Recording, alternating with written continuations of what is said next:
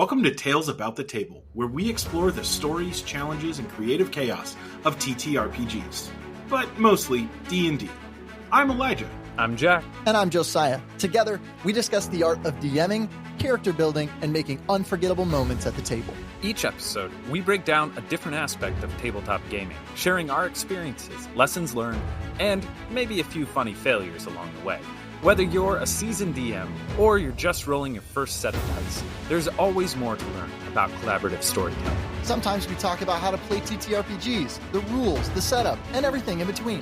Sometimes we talk about how to be better people and communicators, and therefore, better players. And sometimes we talk about our own misadventures and the lessons that we've learned from the worlds we've created. But most importantly, we love telling great stories together.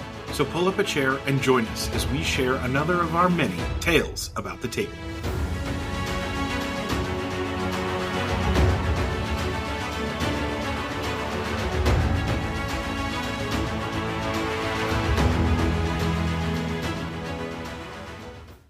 Hello, everyone. Welcome back to Tales About the Table. Today, I am joined, as always, by Jack and Elijah. We're going to be talking through a little bit about what to do during a session one, how to make a session one work well, how to succeed at a session one with your players and with your DM. We're going to talk a little bit of what to do as a DM and what to do as a player. We think this whole conversation will be really helpful. And right off of the tales of doing a session zero conversation in the past, I think this is going to be really helpful for all of us here. So we're going to go ahead and kick off by talking about how do we create a strong start as DMs for our players? How do we really start that session one? Yeah, I think jumping right into the action is one of my favorite ways to get a strong start out of a session. It's very fun to open up, and instead of you're in a tavern and someone potentially offers you a mission or a quest or just some money to go and do something, it's no, everyone roll initiative as there is danger present and you need to get in there. And that works sometimes. That's not an end all be all. Oh, you should always start with action. I think oftentimes that's going to come to party composition and who are your players? What do they enjoy? But I think if you want to get a strong start, kind of skip by some of those questions about what's my motivation here? Why do I want to fight this person? Like, no, you have to. Your life is in danger. Getting players into the action really quick can be an awesome way to kick off a campaign, to kick off how do you react if there are arrows flying overhead? Are you scared? Are you excited? Are you ready to rage and jump in with your battle axe because you have waited for this moment for a while? Is just a really fun way to get people kicked off. And that is one of my favorite ways to get a strong start as a DM. Yeah. Tailing off of that, I think there are a couple of questions that you really need to ask yourself when you're coming to the beginning of a campaign. And I remember hearing this quote from somebody, and now I'm forgetting who, but they were like, this is the one part of the campaign where you're an author and not a DM. Now, don't run wild with this. I think there's a lot of things that you could do wrong with this quote, twisting it and stuff like this. But like truly in every part of the campaign, you are reacting to your players. You are trying to give them true choice, give them verisimilitude, set them in this world and allow their choices to have consequences and stuff like that. This is what sets us apart from playing a video game is you're in a living and breathing world because there's somebody living and breathing across from you that's creating it with you. And yet when you start a story, this is the one time as a DM that you get to define what this looks like. And we already talked about session zero going, building the world with the player a little bit. They should have had a say beforehand on maybe what the world looks like, how their character fits into it, stuff like that. But after they've handed you those building blocks, you get to be an author for this little bit of time. You get to be like, here's the start that we're going to start off with. And when we say the action, I want to be clear. We are not saying combat. That can be action, and that can be really fun. You start with the action. We're also talking about they all start in prison. You have started with the action. You put them in a position where the characters must act. And that is what we're talking about. We're not just talking about you have to be in combat. We are talking about you should put them in a position where they have to act. And when you do that, like, this is the time where you get to build the narrative, you get to build the start, you know, and you don't have to start them truly in the action. But I will just say the risk of not starting them in the action and dangling the hook of the action in front of them is that they don't bite the bait, that they don't take the bait and go after it and grab that hook. I actually had this with Josiah. First time I ever DM'd, I had a lot to learn. And Josiah was still a fairly new player. And very new. I dangled the bait in front of the group. It was a group of like 7 of us. I'd never played D&D before. And this was the first time I'd ever played, and I was DMing. And there was like a group of 7 of us, and I dangled the bait in front of them of like, here's the plot, you know, and I didn't start there, and they all had to make the decision to do it.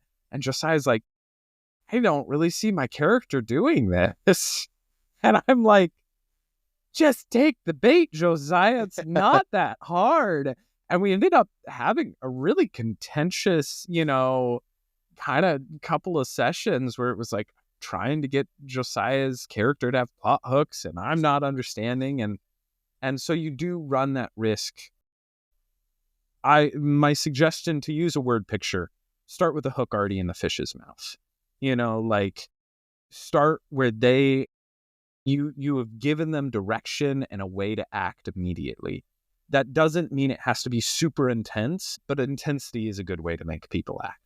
So take that how you will. Yeah. Yeah. So as we talk about this, how do we, I guess when I'm listening to both of you talk about this, and I think like an underlying theme that I'm hearing is that you want to take session 1 pretty seriously. Like there are instances where you maybe have things prepped, but you have a little bit more of an open hand with, like, I'm just sort of winging it a little bit more.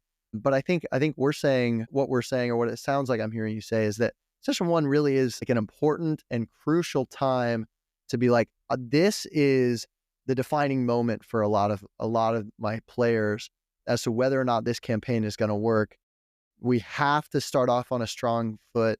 Like, we need to put a good foot forward. We have to, like, have a strong start and establish these things of, like, here's why this matters. Here's what we're doing. Here's where we're going. And maybe those things aren't perfectly mapped out, but having a rough idea of those, even if you don't necessarily express those to your players, I think each of us are going to lean heavily on the side of the more you communicate with your players, the better. In a lot of ways, we definitely lean towards that side of things.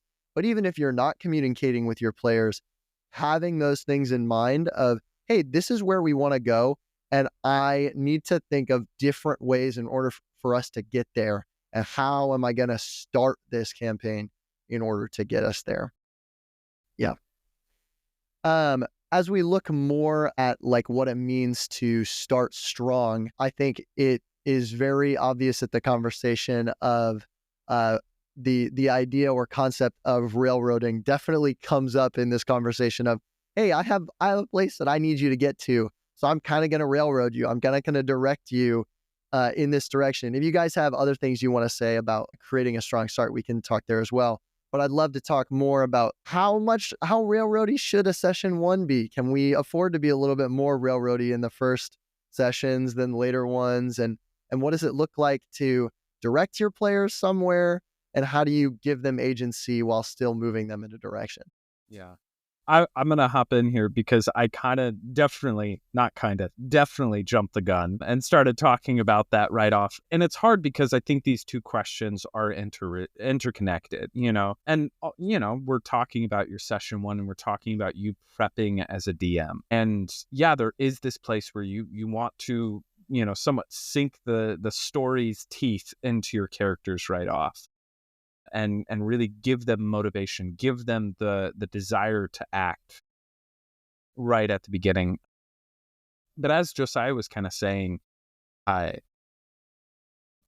reason this isn't railroading is because you then take a step back.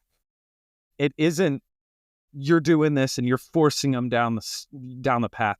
You give them the call to action. If we were talking in storybook terms, the call to action of, oh, this is going to get the character to move and act. And then you step back and you let them act. And you don't keep pushing it and say, no, this is where I had this session headed. You build a strong start. You don't build a strong ending. You let them get into that ending. And that is, you'll get the word railroading thrown around all the time. And there is kind of a place where it's like your very first sentences are spoken by the DM on purpose for almost every campaign. They're introducing the setting and getting you guys into the world. And that you can railroad it. You get to start the campaign the way you've planned. But then learning to, have the humility to let go of it and let your players start interacting with your world. So, yeah, it is railroading, but it also is not because you definitely need to let go of it at some. Yeah, you brought up something that I think is definitely something that's worth talking about. There are a lot of different places or ways to actually start. Like you mentioned that the first few words that a DM first few words of a campaign are usually spoken by the DM. But what does that actually look like? Your campaign can actually start in a lot of different places. Like Jack or maybe Elijah, one of you mentioned about sometimes you could start with your players being all in a prison together, right? Or you have the stereotypical, hey, you all are walking to the tavern and the whole party's there, or you know what I mean? Or you are all starting on the thing. Or you could do what I've seen a couple times, different DMs will do this. I believe Dimension 20 has done this a couple times, where it's like, hey, we're actually going to start with, we're going to zoom in on a day in the life of this character, and then we're going to zoom into a day in the life of this character, and we're going to bounce back and forth, and then everybody will convene here all at once on this convergent point that might not even happen till session 2 or 3 because they spend all this time developing the characters at the beginning. And there's a lot of different ways to do that, right? And I don't think any of those are wrong. All of them are good in different ways. Just figure out what's going to work best for your context and how you want to get your players together. Do you guys have any thoughts on that as well? I actually wanted to interject with that specifically. There is a social contract in Dimension 20 that is happening and that you don't see because it's behind the scenes. But I want to point that out because their characters always start out in these completely separate, not always, but often start out in these completely separate ways, and they're all doing their own thing. And then by the end of that first session, they all converge together and they're all given this call forward. And it's like, wow, that's so cool. I love how this just interplay of different non-connected things come together. And it's such a cool start. And, Brendan Lee Mulligan just grabs them. And yet there is a social contract, I guarantee you, that happens of hey, I'm trying to somewhat get you guys into the action.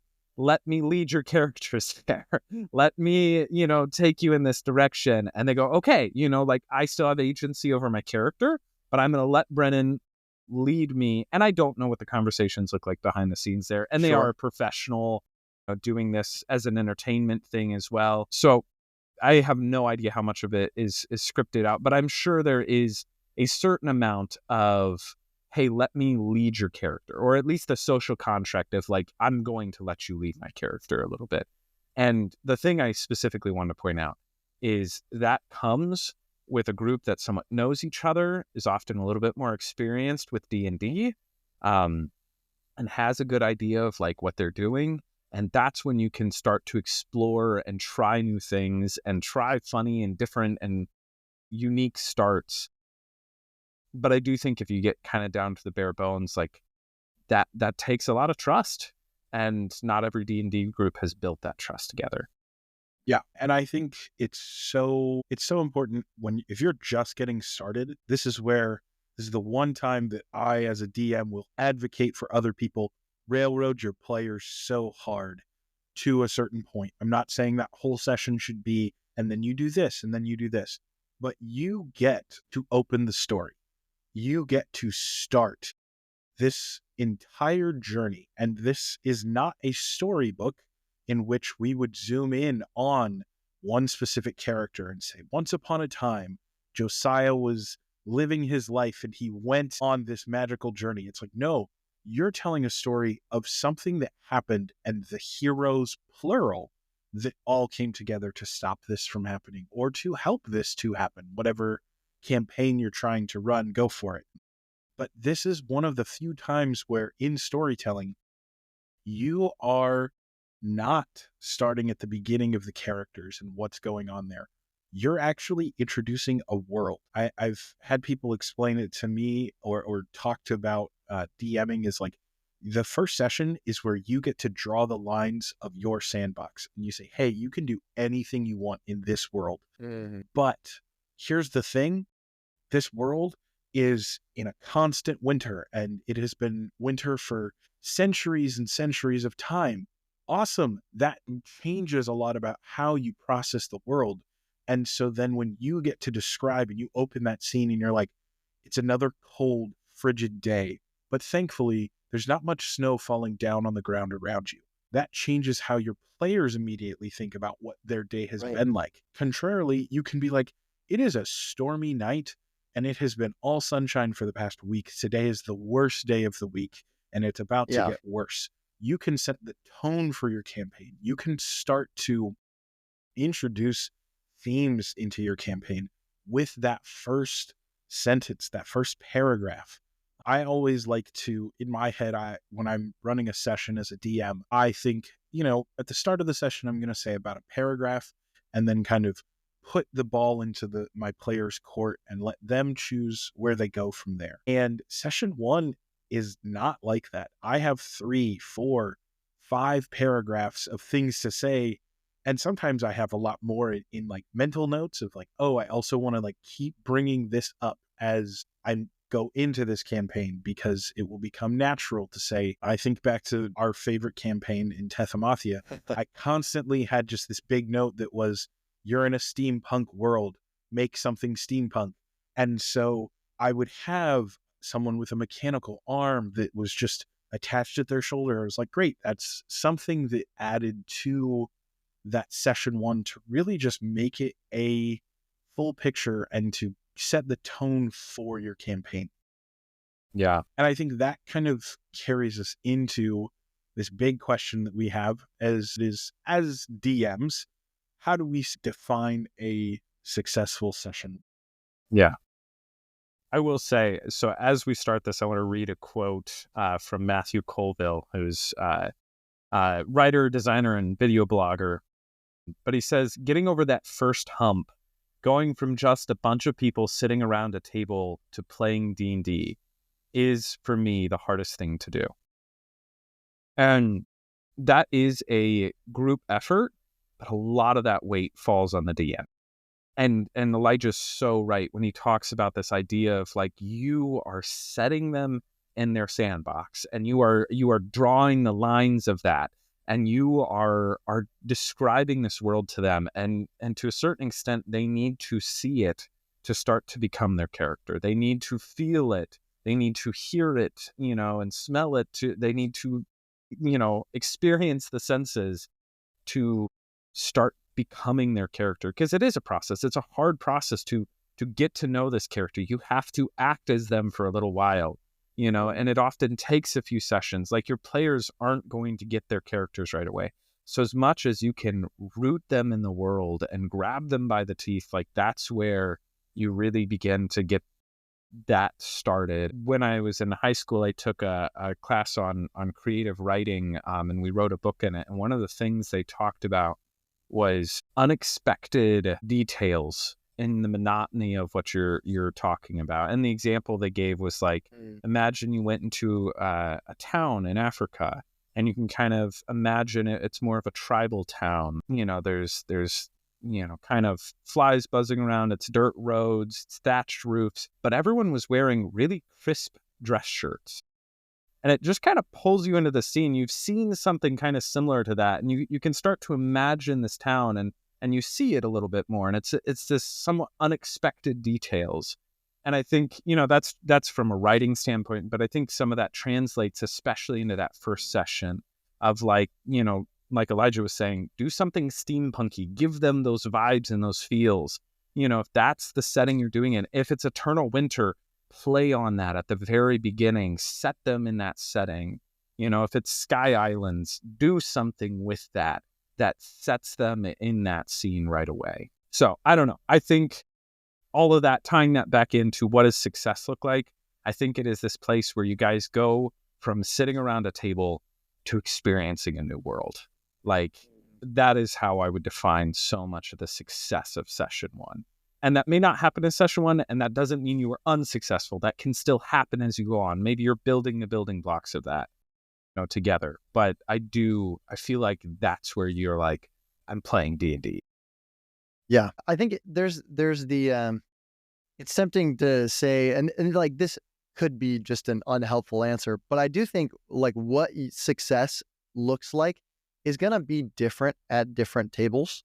Like for our table, success between a session one, or like a success of a session one, looks different if it's the three of us playing, or if it's the three of us and two guys that we like know and we've played with for a while, and it looks even different from if it's one of us DMing and we have 4 new players. Like each of these is going to have very different levels of what success means. Like you're going to have different goals. You're going to have different wins of what it means to have a successful session one.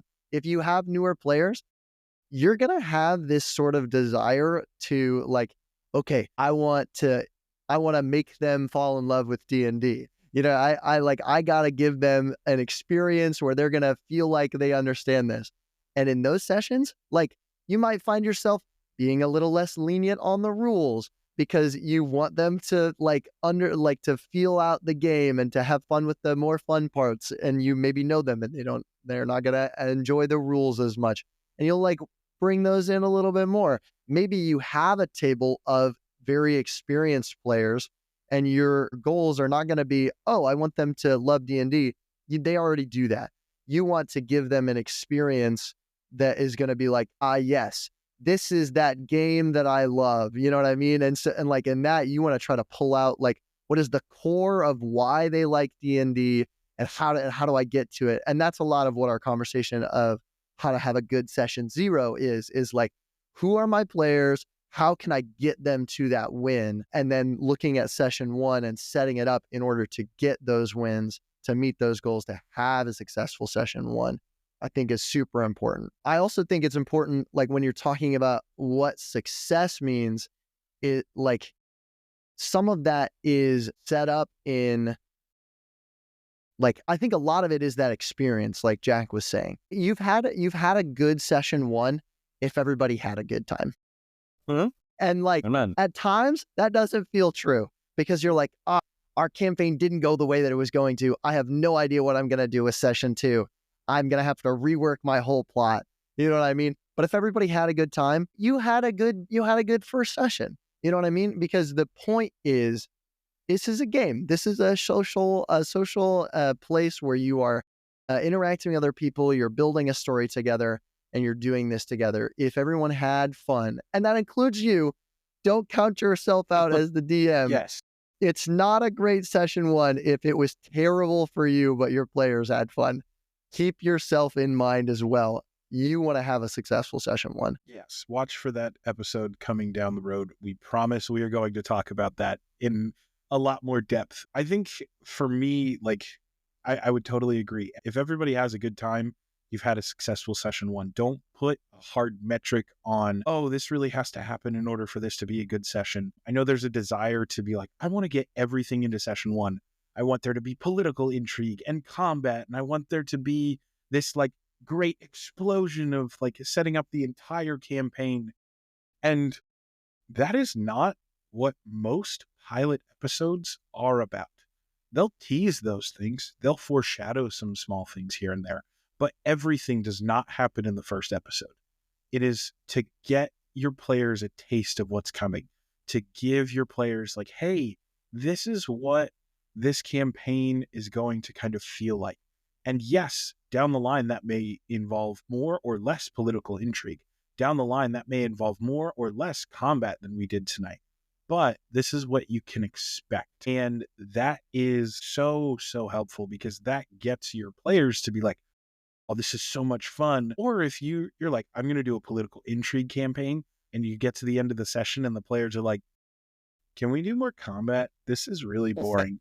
You now know maybe I should adjust, because at the end of session 1, believe it or not, DMs, your campaign is not set in stone.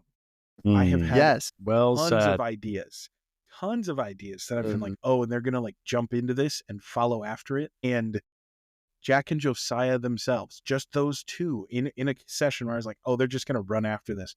They were like, oh, that's really interesting. I'd like to go directly the opposite direction. And I'm just like, oh, okay, let's pivot. Let's try something else. And that is okay. Again, success is going to look different from a DM's perspective for everybody. But now I like to say, let's talk about the fun side of the board, and also the scary side of the first session as a player.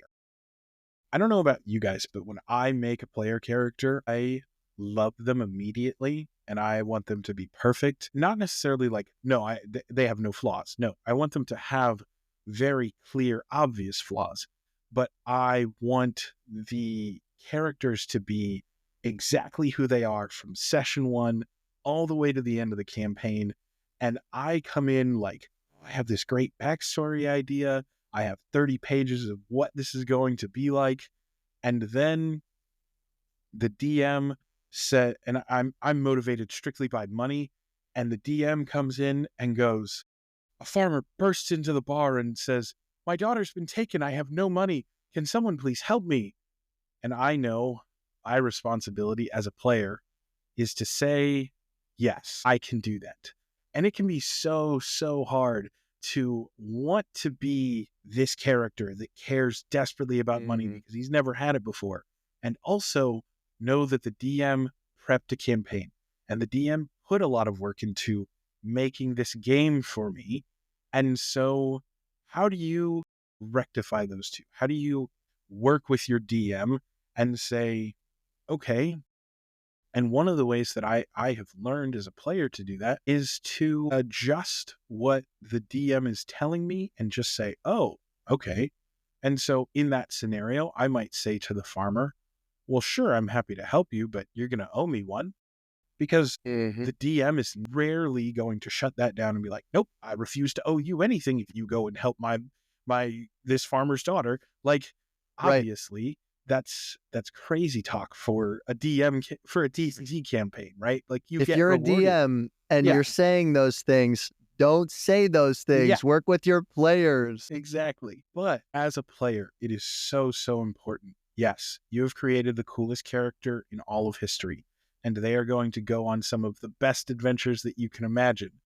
But it is so important, especially in that first session, to just say yes and put in those character motivations, put in those little pieces to say, hey, this is still what's important to me, but follow that guideline.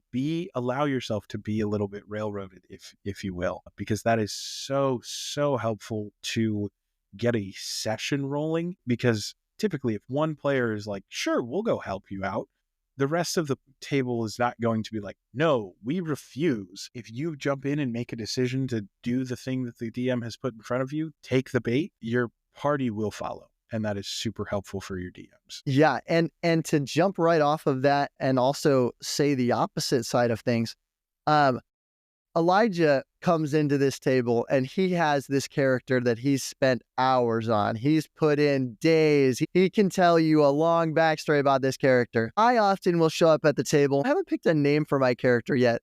Actually, I also don't know my class. I have written none of my personality traits, bonds, flaws, ideas, because I just didn't get around to it. So I'm going to kind of work through my character. Are you guys ready to start? Looking at my character sheet, it's not fully done. Yeah, I can go ahead and start. I'll just fill us in as we go. And sometimes you will be in those scenarios where you've started session 1. You don't fully know your character yet.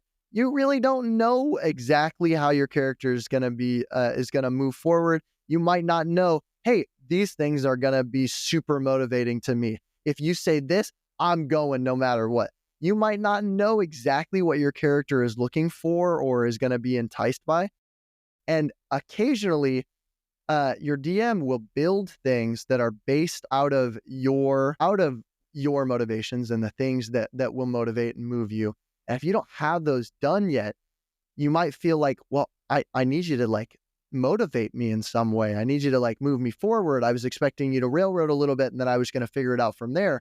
But if you're not being railroaded, they're like, hey, you guys are in the city. What do you do? If you have no motivations, you're going to kind of be like, I don't know what I do. I haven't really figured out my character yet. And I think in the same way that that having a super fleshed out character and saying, I'm okay with being a little bit railroaded, having a less fleshed out character, it's also important to say, I don't know, but I'm just going to do something and then go from there. Like sometimes you have to be willing to just do something, right? And you can't always rely. Along the way. Exactly. You can't always rely on the DM to say, here's the next step, go ahead and take it. I can't tell you the amount of times that we've searched a room for clues, haven't really gotten much, and then been like, well, what do we do now? And it's like, well, we have the freedom to decide what we do now. And you have to take a second and think, okay, well, what would my character do now? And if you don't know, yes, try something. This is session 1. It's okay to try things. And you don't have to have a perfect idea of who your character is in session 1. You can change your character as time goes on. I went from collecting teeth to being a cleric. So I just let that stand. A cleric that collecting teeth off of dead people, is. Yeah. Pulling them out of a dead corpse's mouth after he'd killed them. And he now might be the most like good character in the entire plane. It's possible. We don't know. Loose. You know, character development happens over campaigns. Don't feel like you're stuck in what your character is like in session 1. Yeah. Now, Jack, you are the character king. I honestly, I wanted to hop in with specifically with what Josiah was talking about there and be like, there is a place I would highly suggest both of you guys were talking about reading your DM a little bit. If you have any social skills whatsoever, your DM has put in far more work. Even if you wrote all this wonderful stuff about your character, your DM is putting in a lot more work to run this session right now. Even if they didn't do the amount of prep that you've done with your character, they have all the weight of this session going well on their shoulders. They probably feel somewhat insecure. I can tell you as a DM, especially in that first session, you feel deeply insecure, especially if you like these people and you want this to go well. Like you have a lot of feelings and you're like trying to keep track of all this new stuff. You're making lore and writing notes on the side frantically because you're like, I said it, it's canon now. And like, you have all of these thoughts going on. And for a player, you know, Elijah described it so perfectly. DM's a tool in your toolbox is saying yes and. It's going into a situation and this person says, I want to do this. And it's like, okay, that's not completely unreasonable. So it's not a no. But there should be some consequences for these actions. So I'm going to say yes. And this is also going to happen. You know, like you convince, you know, you roll a nat 20 on convincing the king to give you all of his gold. And it's like, that's probably a no. Sorry, that was a bad example. I'd say no in that situation. But let's say you ask the princess out on a date and you roll a nat 20 and it's not, you know, you're in a position where it somewhat makes sense, but she's maybe not interested. It's like, yes, and you're going to come with me here and drive the plot forward in that sense, you know. And as a player, you can do that too. Knowing your motivations, and this is what Elijah was describing. You came in, and the one thing you wrote down on your character sheet is, my character cares about gold. And your DM didn't give you a plot hook that surrounds gold. And you say to your DM, instead of being like, no, my character wouldn't do that, you say, yes, and my character is going to ask for something in return because that's who he is. You know, like, and there is going to be something here that points to the character that I'm playing. Instead of just being like, you haven't given me a good enough reason to go on your adventure, DM. You instead say, okay, let's do this and figure it out. as we go along. And as for, Josiah showing up with the character that is so incomplete, there isn't anything there. And it's like, when you do that, it can be really fun to discover them at the table. You came in really flexible. Don't suddenly become inflexible. Mm-hmm. I've seen this where it's like, oh, I had this idea as I'm sitting at the table that I'm going to be this way. And then that throws this huge wrench into the session. And it's like, dude, like, just keep being flexible. Like, that maybe wasn't the right first pitch there. Like, keep going, keep trying out new things. And, decided I'm a water fairy now. Yeah. Well, we're in the middle of a desert. This is unhelpful. It's like, that might not be the choice. Maybe you got to roll with the punches and keep adjusting and growing as that character. So I don't know. Truly the thing I would say the most is be a little selfless, take some of the weight off the DM, find a reason for your character to go on an adventure. Help them out. It's not their job to figure out a reason for your character to go. It's your job to figure out a reason for you to go while staying within the bounds that you set up for yourself. Like, you get to play within your own sandbox. You said your character is this way. Why would this character do that? Mm-hmm. Yeah. That is your job to figure that out. And so truly, it's not just on the DM. There is a lot of weight on you. And I think that segues into our next question pretty well. Of like, how do we help? I very much am more of the somewhat more natural leader, and I have a lot of experience as a player in D&D. And there are going to be times where you play with new players or you play with quiet players. And how do you help lead a party when your character is, maybe not a leader character? Maybe they're really timid wizard. That's all book smarts, and this is their first time out in the world, and your party isn't doing very much at all. They're not making decisions. They're not grabbing the bait, but your character wouldn't know how to grab the bait. He's not Aragorn in this situation. Aragorn would also kind of work, but I've heard it both ways. He's not Aragorn in this situation. He's not, super experienced adventurer. And it's like, but you see that the other players are somewhat floundering with grabbing onto that and moving forward. And it's like, okay, what do you do with that? And on the other side of things, what do you do when you're playing a character that is supposed to be a leader and you are that quieter type and you don't really want to get involved? And so it's like, where the last question was focused on how do we interact with the DM, this question is, how, when you have an idea for your character, how do we interact with the other players at the table in a healthy way that makes it so we can all have fun? Yeah.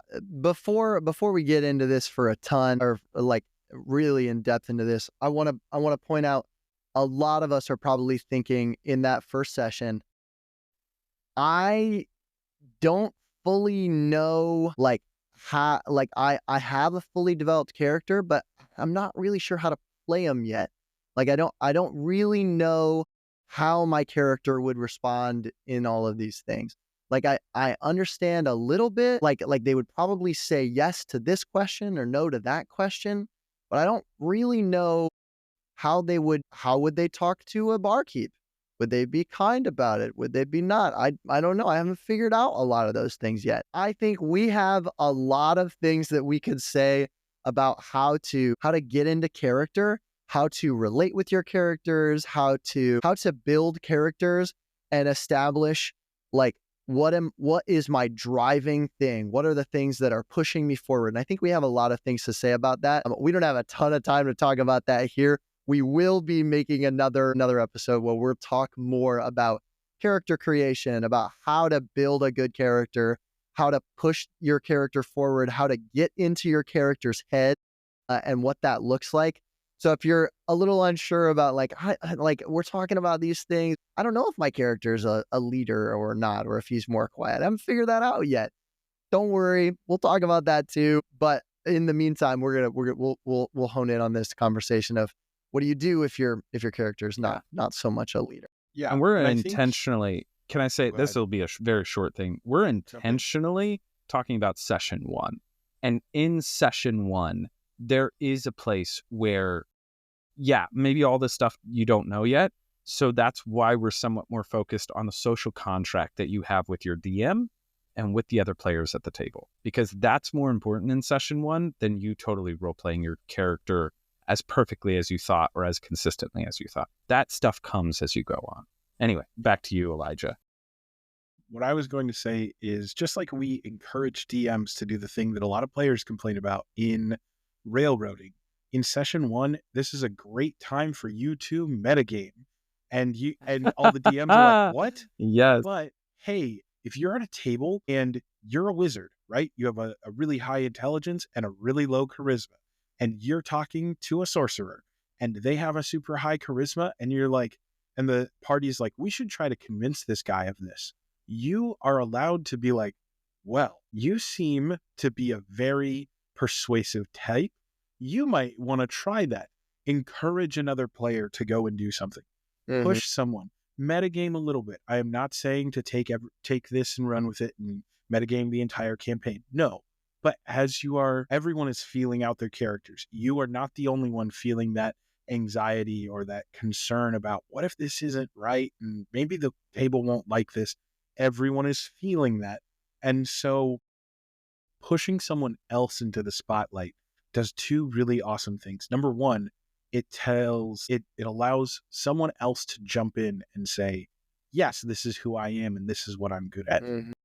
And two, it allows you to express how your character, if you want, you don't have to say that in a nice way. You don't have to be like, sorcerer, you probably would be more persuasive.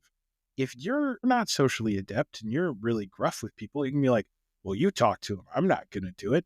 You're probably more persuasive anyway. I've conveyed the same message, but my character has done two very different things. I'm pushing you into the spotlight. I'm not doing this.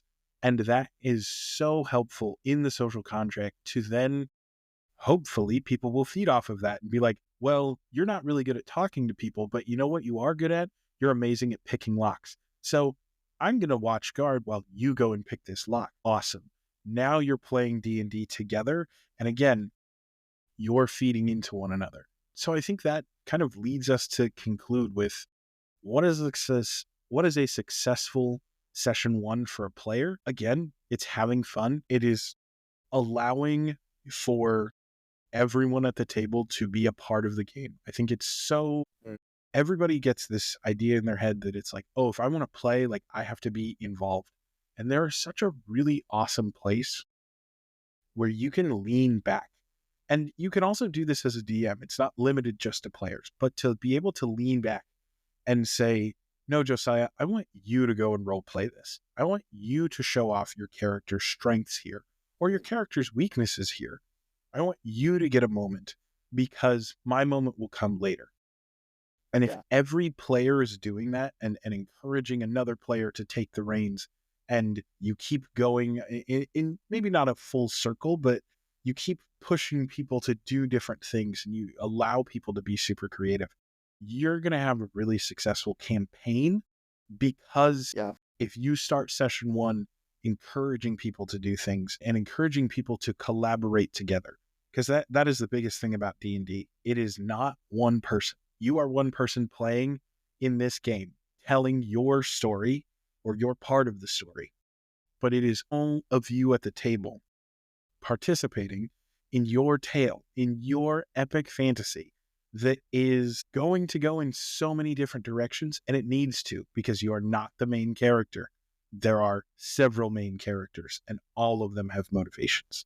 So I will get off my soapbox. I'm really, really passionate about session one's being awesome. That was good. And truly, I want to talk about this idea of success real quick. Like, in both scenarios, and this is why we brought it up for the player and the DM, because it actually is very similar. In both scenarios, success is, yes, it's everybody at the table having fun, having a great time. And that comes from you guys, especially at the beginning, like give each other some leniency, like push others out into the spotlight, but also don't hold them to like, on session 0, you said this or whatever. And it's like, okay, like you're going to figure this out. The coolest part about D&D is no one's in control of it. When one person's in control of it, you now have an interactive video game. You have an interactive story that you get to click buttons in. When no one's in control of it, you have something that nobody could expect that's going to come out of it. And you all are going to have this thing that you've sank your teeth into that's like, this is incredible. I'm hooked. I feel like this is bigger than any of us. And that's where you begin to see like D&D. You get to see this creative storytelling together. And I want to clarify, the DM should have more control than the players. I'm not saying that, but like, I'm talking about the social contract, the idea of especially in that first session, putting the person playing this game with you above the game itself is going to lead to you having better and better sessions, getting more and more into this world and having this, just really fun game together. Yeah, absolutely. Well, we're gonna wrap up here. We have a couple last things I think that would be that we want to share that I think are good things. Let's talk for just a second about if everything. What's the worst case scenario? Yeah, like how does this go perfectly wrong? Yeah, so if I am a DM, right, and for this scenario, because it's what we're most comfortable with, I'll be the DM, and I have decided that I'm railroading the entire session. They're not allowed to step a half a hair out of line, right? And it's, look, today you are going to invade this castle. You are going to steal this artifact to start out the campaign, because the rest of the campaign is them chasing after you because you stole this artifact. That's what's going to happen. I know that Josiah doesn't have a character prepped and that Jack has prepped a pacifist, but I don't care because you guys are going in to steal this. That would be, from a DM's perspective, the worst possible way that you could run the first session, is to map out these moments and these things that you want to happen. You have to let your party breathe. You have to let them step into a character. You have to take the information that you do know and hopefully have gotten from session 0 and prepping the world that, hey, this character would like to play more of a pacifist. Let's not start them in combat. Let's allow them to express that, or find a way to say, hey, you can't really play a pacifist in D&D, and that's a great idea for a character, but not really for right now. Real tough, actually. Yeah. Yeah, for sure. And again, a lot of these things are solved in session 0. A good session 1 starts with a good session 0, which is why we talked about that first, because hopefully you guys can be on the same page coming into all this stuff. Yeah. So, yeah. Yeah. I think it's also a real rough session 1 if you just kill all your players, right? Everyone dies. What do you do for session 2? Hey, a random resurrection dummy walked by and healed you both. You're back alive for session 2, and we're starting over at a new session. Yeah. Right? How do you deal with a TPK? I mean, yeah, it's for tough. sure. But it happens too, right? It like does. You can't always predict exactly how things are going to go. You can't make everyone always win every combat. I will go way farther than both you guys. I think the worst that could happen is you lose your friendships, and everybody leaves the table and hates each other and stops talking to each other. I think that is worse than any poor session 1. And I think that's really the heart of what we're trying to get at, is like, hey, you start crafting a good D&D game by building good trust between each other. And that means by being kind, being willing to put others into the spotlight, being willing to help the DM along and give him some grace when he's like giving you a plot hook that maybe doesn't fit with your character. Like, it is being a player first and then a character in session 1 often. And I hope that eventually you guys are all into the world enough that you can be a character almost before you're the player at the table. You're so into the world that you get to experience this, almost entering into a fantasy world with your friends. But it takes a lot to do that, and you got to ease into it. And taking those first sessions to be a good player first can do a lot for that. And even if you have a terrible session 1, you will probably leave with strong friendships still. And I think that's worth it. And I think one of the best ways we've talked about to kind of facilitate this is to debrief session 1. Please. I'm a huge proponent of you should debrief almost every session, Yeah. but especially session 1. And, it can feel kind of weird as a DM sometimes to be like, okay, that's where we're going to stop. But before you go, did you guys have fun? Like, what was good about that? That can feel kind of weird, but it is You're like kind of asking for praise, and it's like, that's not what actually is happening. Yeah. Sorry. But like, ask for feedback. Say, what did you like about this session? What did you like? If you are the kind of DM that's like, I like to put random mechanics into the game, or specific NPCs or different monsters, or whatever thing that is, get feedback on that. Does your party enjoy that? Does your party really hate that already? And you're like, oh, okay, This was going to be a main plot point. Yeah. So, and also debrief with your players, like player to player. It is great to be able to say, I really loved that you pushed me into the spotlight there, or I really did not like that as a person. Like, my character thought that was great, but it was really hard for me when you were like, oh, you should just go talk to him. Yeah. Because getting that feedback you can then kind of, and I'll say it again, metagame a little bit more and talk to your DM and say, hey, they're not super comfortable role playing, but they do have a higher charisma stat. And so they're naturally better at this. And their character isn't, against talking to people. It's just that they as a person don't want to do this. How can we work this out? And those sorts of interactions continue to just build into a really rich campaign. Yeah. And players, don't be afraid to debrief with your DMs too. Like, it is very helpful to say, hey, how do you feel like this went? Ask your DM. If you're like Jack said, if you want to have a good session 1, the most important thing is to build relationships with these people. If you make your DM think that you care about him, that is super helpful. And your DM will have a better time. You'll have a better time. It's going to be good across the board. Ask your DM, how do you feel like this went? Because it's also, I feel like that happens often. The players all had a great time, and the DM's like, I feel like I did such a terrible job, and I'm just so unsure. And you're like, what? Why do you feel like that? We actually had a great time. Like, you did a great job. I loved everything that you did. And your DMs may be unsure of how that happened. You know what I mean? Reassuring them is very helpful, and talking through those things. And even as a players, feel free to ask for feedback sometimes. How can I be a better player? I'm unsure about how to interact with your NPCs. Was I taking too much control of the world? Was I making up NPCs and making up backstory that you don't feel comfortable with me making up? How do you want that interaction to go? Have those conversations. They're very helpful. And be willing to listen to the feedback. If your DM says something like, hey, you are really loud, and I feel like other people at the table might be willing to talk more if you didn't jump in so quickly. Now you're going to have a very close relationship with your DM probably before he's ever going to, or she's ever going to tell you that. Like, there definitely is the place where it's like, first time we've ever but met who knows? or played D&D together. But if you go into that, I'm Elijah, you're really loud. Said, I don't think I'm allowed to say that.